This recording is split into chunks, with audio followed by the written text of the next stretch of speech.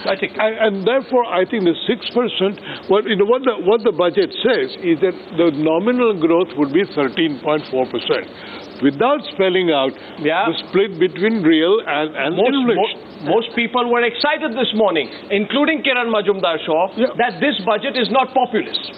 Let's spend some time on this. Arun Jaitley, Salman Khurshid, Praful Patel. I want to draw your attention in on that, but first I throw the question to Kiran Majumdar-Shaw. Kiran Majumdar-Shaw, a lot of people said, oh my God, we are so thrilled, and so did you, that this is not a populist budget.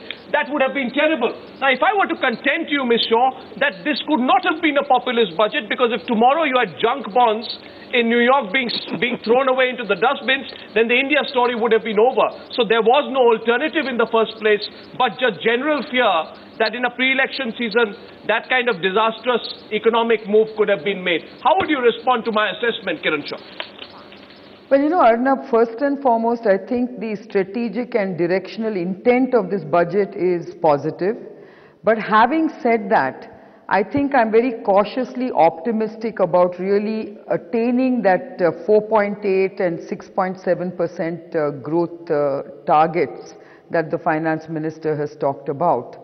And, personally, I think we do need to make sure that we implement the fiscal consolidation plan in a very timely manner, because I really think the devil is going to be in this timely implementation and execution. And that's where we have always fallen short.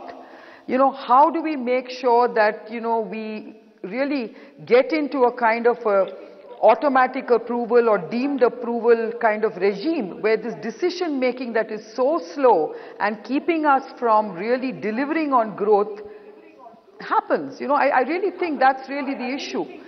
And as far as growth triggers are concerned, I am concerned, because although we have, announced and articulated a number of measures for, focusing on infrastructure development, I'm not too sure whether the 47% that is expected from the private sector is going to be readily raisable.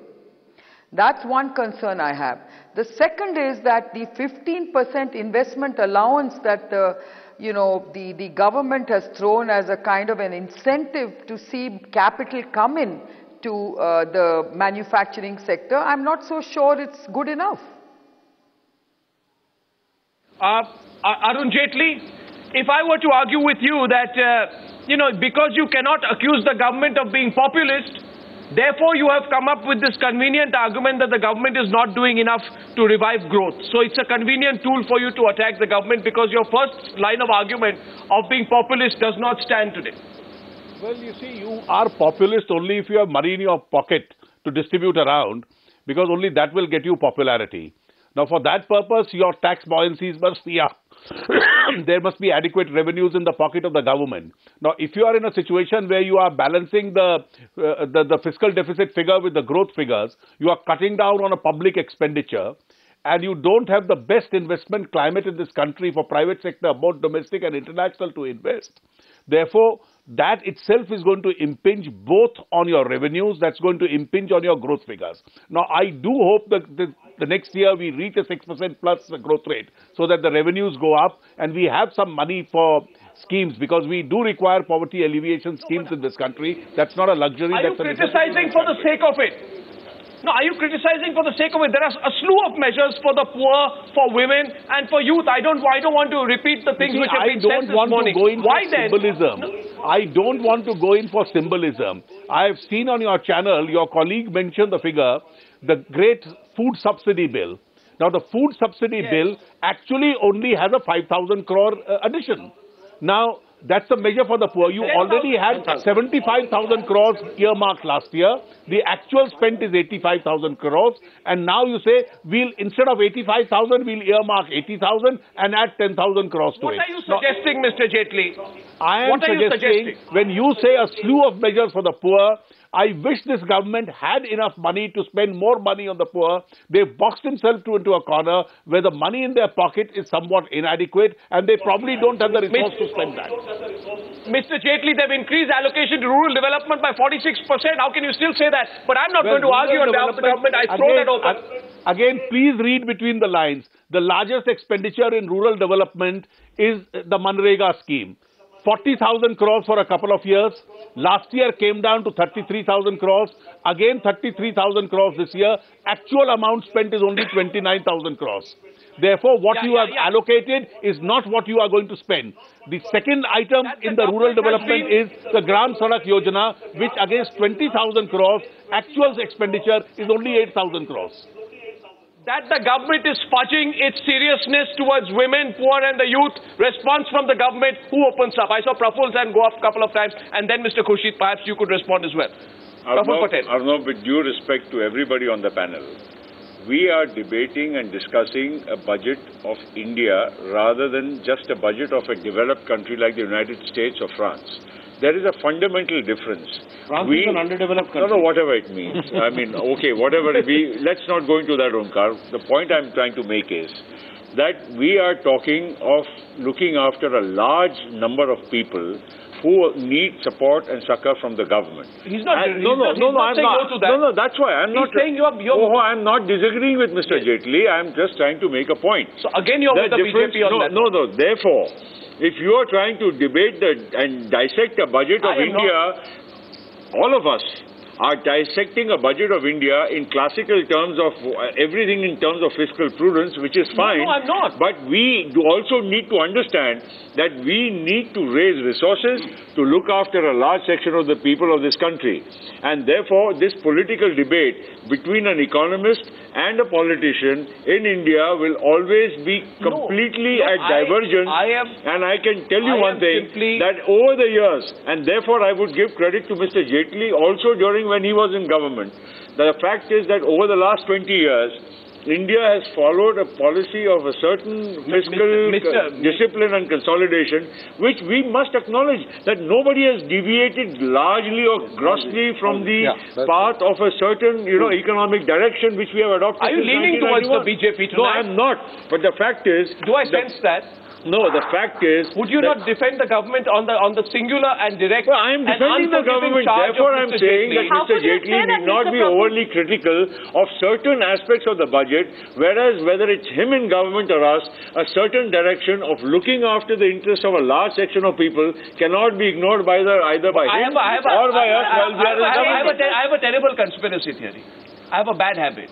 And that is that I believe that whenever a politician says, let's not look at it politically, my friend, how can a politician say, don't look at it politically? We cannot have a seasoned debate only which has to be a political debate. I don't think it's true. It's right. Respond, Mr. But him and we are not on different pages either.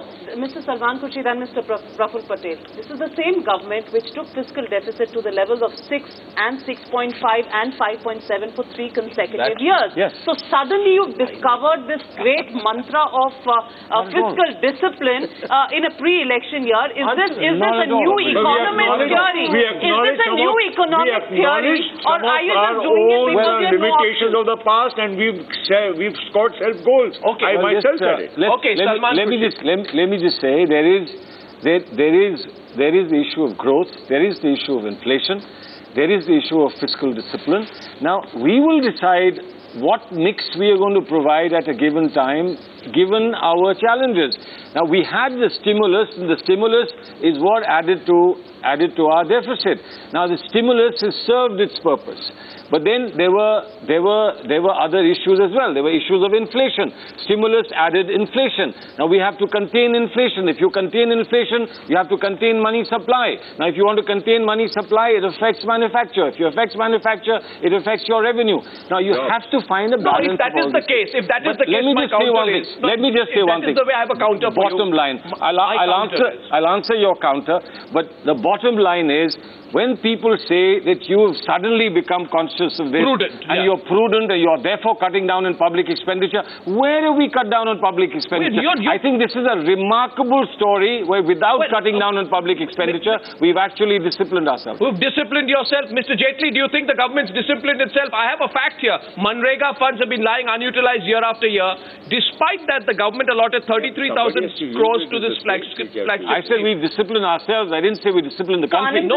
Gone away from the rural areas. Manrega spending is not happening. No. Manrega has to have matching contribution by the state. If the states can't pull it up, and the states have to spend it. No, gentlemen, my question is this. Let's apply the same logic everywhere. When the economy is under stress, how can you afford to keep splurging on your flagship schemes just to cater to your vote bank? This is not vote bank politics. This is not splurging. This is not splurging. We believe that this is their right. This is empowerment. This is the part of our public faith, and we must do it. Arun Jaitley, a very sincere government, I must say. Thank you. For the first time, I've heard this in years, and this is music. This is music. Thank you. Mr. Salman Khurshid, Mr. Salman Khurshid, I heartily reciprocate your feelings. The warmth with which you are looking at me, nobody from the government has looked at me for a long time. This is the post-budget warmth we want to exude. Mr. Arun Jaitley's counter here, please. Mr. Arun Jaitley, Salman Khurshid, with tremendous sincerity, like a good Oxford debater says, we have disciplined ourselves. We have disciplined ourselves. Give us some credit for that. Well, as I said initially, you've been pushed into a situation which you partly created yourself. It's partly created because of international external factors also. And having pushed yourself into the situation, you had no option but to discipline yourself. But the danger of that discipline is that if you cut down too much on public expenditure, that will eventually impact on growth rates. Growth rates will again impact on revenue. Therefore, that relevant mix has to be there. And I can see in this case, a lot of these social sector schemes already this year in the expenditure budget, which I was analyzing today, have substantially suffered. My suspicion is that it looks good to provide for them for the next year, but the actual expenditure next year also, because Salman may choose to discipline himself next year also, would be substantially lesser. This is, I just see this, the bottom line of all this is difficulty of being good. What the BJP says is, you cannot be good. We've been telling you how bad you are. Now, you want to be good, we won't let you be good. Now, that is something what they're saying is something much more interesting. You tried to be clever and populist and suddenly landed in a pit. Therefore, you are now trying to be good. What he's saying is much more interesting. What he's saying is, I understand why you got screwed. You got screwed because you didn't do anything for the last 2 years. I understand why you're in trouble, and you're in trouble because you haven't done anything for now, last 4 or 5 years. I sympathize with you, but I'm not going to take you out of your troubles. Language, gentlemen. What he meant was, I understand why you are in a difficult situation. I just translate Omkar Goswami. Kiran Majumdar-Shaw, you know, it is past 9 o'clock. Wonderful. You're listening to this very intently. Tell me, which side do you believe tonight, Kiran Majumdar-Shaw? Do you trust the sincerity of Salman Khurshid, or would you take Arun Jaitley's logic at face value? Look, I don't want to be a referee, but what I do want to say is I think, you know, the finance minister has sent positive signals. I agree with Mr. Jaitley that we have lost a lot of time, but let's, you know, look ahead. Let's build on this, you know, this positive direction that, you know, this budget has set. And I think whichever the government that comes in must, you know, build on what is being talked about today. So I think fiscal prudence is the order of the day. I think the, you know, finance minister has you know, been inclusive about trying to reach out to other sections of this country. And I, for one, feel that, yes, I think it's going to be a challenge to deliver on 6.7% growth and rein in the fiscal deficit even further to 4.8. But, you know, let me be cautiously optimistic that if it is done well, we can achieve it. Why not? It's just 9:30 this evening. Taking my first break here on this Budget Day Live debate. Salman Khurshid has to go. I thank him. Arun Jaitley, I thank you. Praful Patel stays on with us. Ravi Shankar Prasad, Sitaram Yechury and Jyotiraditya Scindia joining us in 2 minutes on this big debate. Do we trust the government and where do we go from here? Back in 2 minutes. Please come back with me.